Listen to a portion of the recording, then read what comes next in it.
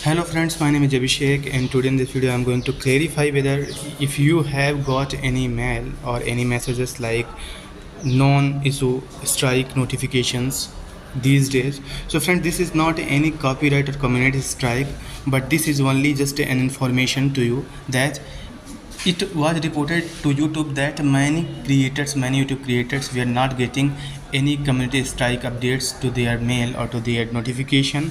So this is to ensure that when in further if someone does any kind of YouTube policies violation, and if he gets any community strike, so the notification or the information for that same will be delivered like this.